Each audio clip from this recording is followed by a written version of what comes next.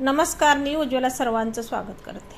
Thumbnail बघून तर तुम्हाला समजलंच असाच लसणाची चटणी बनवते। खोबरं लसणाची 4 गड्डे मी लसूण घेतलाय, 2 वाट्या खोबरं घेतले, 1 चमचा जिरे घेतले, 1 चमचा मीठ घेतले, लाल मिरची घेतले, बेडगी मिरची पण आहे 5-7 त्याच्यामध्ये। तर आपण आता रेसिपीला सुरुवात करणार आहे। त्याच्या आधी ही चटणी बनवली बघा, किती मस्त आहे आणि टेस्टी पण खूप झालेली आहे।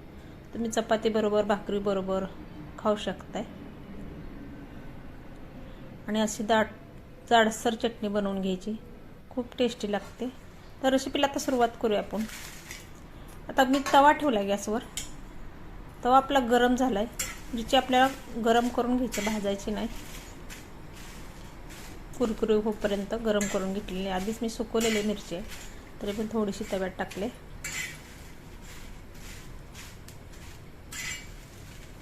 आता वर खालवर करून घेऊया आपण तव्यामध्ये।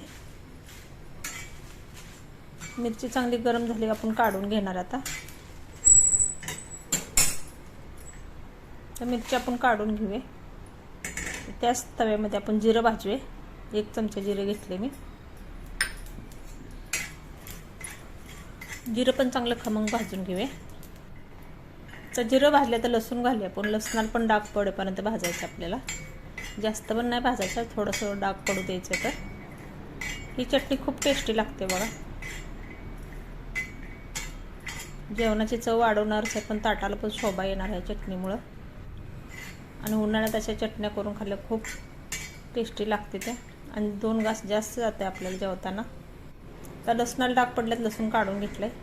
आता आपण खोबरं भाजूया। खोबरं मी पातळ असं काप करून घेतलं, तर म्हणजे बारीक होणार मिक्सरमधून। 2 वाटे मी खोबरं घेतलेलं आहे बघा।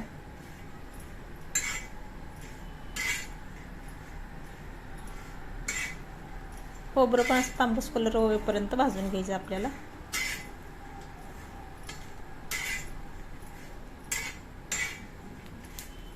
पौष्टिक आपल्या शरीराला चटणी पण होते लागते ही। तुम्ही 1 का 2 महिने पण चटणी असं खोबरं भाजून चटणी बनवून तर 1 महिना 2 महिने राहू शकते, अजिबात खराब होत नाही। थोडंसं तेल घालणार आपण, 1 चमचा। खोबऱ्यात पण तेल असतेच।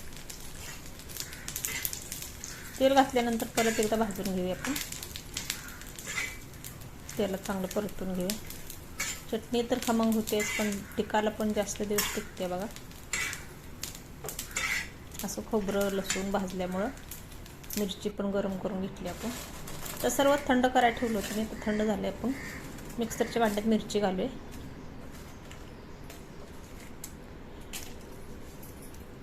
मिरची आणि जिरं पहिल्यांदा आपण बारीक करून घेणार आहे। तर 1 चमचा मी मीठ घेतले, नंतर पण मीठ वापरणार आहे मी। आता हे मिक्सरच्या भांड्यात आपण फिरवून घेऊया। मिरची बारीक करून घ्यायची आपल्याला। आता मी मिरची बारीक करून घेतली बघा, जिरं मिरची। तर का तर खोबऱ्यासंग मिरची घातलीस तर मिरची बारीक झाली नसती, त्यामुळे पहिल्यांदा मी करून घेतली। आता लसूण घालूया आपण।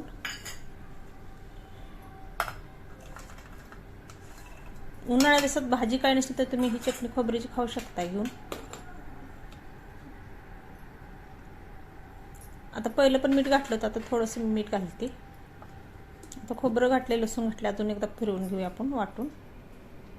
परत एकदा मी असं वाटून घेतले बघा, किती रवाळ अशी झाली बघा चटणी, जाडसर। जास्त पण ही चटणी बारीक नाही करायची। आता वडापावासंग कशी चटणी असते तशी आपली ही चटणी झालेली आहे। तुम्ही वडापावासंग सुद्धा ही चटणी खाऊ शकताय, आणि जेवताना ताटात साईडला घेऊ शकता। ही चटणी बघा खूप टेस्टी आहे, ताटाला शोभा तर येणार आहे, पण जिभेची पण चव वाढणार आहे। अशी चटणी तर बनवून तुम्ही खाल्ली तर उन्हाळ्यात 4 घास खरंच जास्त जाणार आहे। तर रेसिपी थोडी तर आवडली तर लाईक करा, सबस्क्राईब करा। नवीन कोण असेल त्यांनी अशाच नवीन रेसिपीमध्ये भेटू आपण। आता आपण एका बाउलमध्ये काढून घेऊया। ही चटणी तुम्ही काचेच्या भरणीत भरून ठेवा, खूप दिवस टिकते बघा। ही महिना का 2 महिने सुद्धा चटणी टिकते ही। तर का तर आपण ह्यातलं सगळं जिन्नस भाजून घेतलेलं आहे। तर मिरच्या पण गरम करून घेतलेल्या आहेत, त्याच बाउलमध्ये काढून घेतले बघा मी चटणी। बिगर तेलाची सुद्धा तुम्ही ही चटणी खाऊ शकताय. भाकरीसोबत, चपाती संग, तांदळाच्या भाकरीसोबत खाऊ शकताय, वडापाव संग. धन्यवाद. Bye bye.